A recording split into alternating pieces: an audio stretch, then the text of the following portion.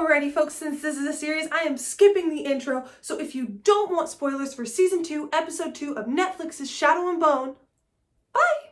So we open with Nikolai being cheeky, which is perfection. But then Alina convinces him to help her on the hunt for the Sea Whip, which I didn't mind, because he does help them in the books. But I hated that she kept saying that she hired him.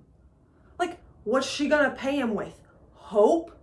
Like, she just kept throwing it in his face, and it was so annoying. Mel is actually interested in helping now, which was a nice change of pace for his character. We also get to see the ship's living quarters, which was so much more accurate than the book. Oh my god. And Alina has another Darkling dream. And I hate that they're doing dreams and not visions. Then we get Kirigan's perspective, and Genya heals his scars.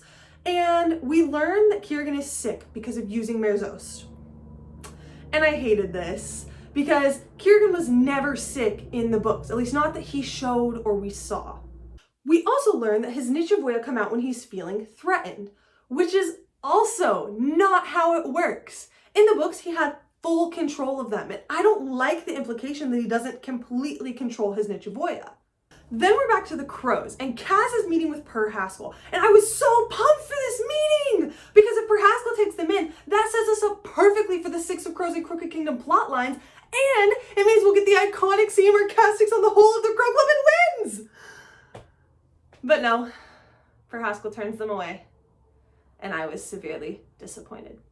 After that failed meeting, Kaz meets up with his crows to explain the new plan to destroy Pekka Rollins. And I loved this scene because Kaz is just explaining how difficult it's going to be to find Pekka's accountant, and then Nina strolls in and tells them exactly where to go. It was genius. It shows how every crow carries their own. Then we're back to boring Mal and Alina, where Mal is tracking the Sea Whip, and Alina sits down with Tolya and Tamar and explains amplifiers for the non-reading audience. Finally, they find the Sea Whip, and Nikolai takes them down to get weapons and says the classic line. When people say impossible, they usually mean improbable. Next, we cut to the Darkling, who trusted some random chick with Morizova's journal and his mother. I'm sorry, but there is no effing way. And the Darkling's not even supposed to have Baghra at this point. So the whole scene was stupid.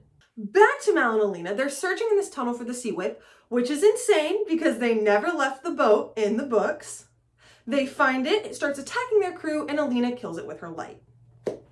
Now for a crow's heist. First, Inej is holding the rope for Kaz to sneak down into the accountant's office, and as I was watching this, I was so confused. Because she is like the tiniest human being, and while I know she's hella strong, do we really think she could support the entire weight of one Kaz wrecker? I don't think so.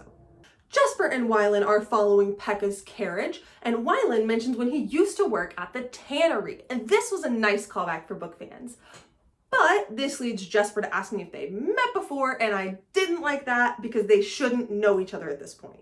Then everything goes downhill. Pekka meets Kaz at his accountant's office, Jesper and Wylan lose the carriage and get ambushed, and Inej gets attacked by some really creepy taxidermy guy. Inej gets severely injured and barely makes it out with her life. Jesper, while he shines with his guns, he and Wylan also barely make it out. Nina gets shot, and Kaz has to blow up the accountant's office just to escape. Cut to Mel and Alina. Sturmhond is holding a little funeral procession for his lost crew members. That was a nice touch. Then Alina gets the fetter and loses her mind a bit. The Darkling finds out Alina is still alive, which I don't understand why he ever thought she was dead to begin with.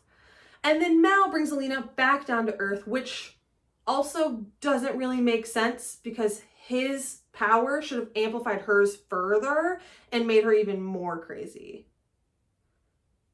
But what do I know? I'm just a nerd who read the books. I am dying to hear your thoughts though. What did you all think of episode 2? Did you agree with me? Did you disagree with me? Let me know in the comments down below. And don't forget to like and subscribe and all that. And stay tuned for my review of episode 3 coming soon. That's all for this time. Thanks for watching. Bye!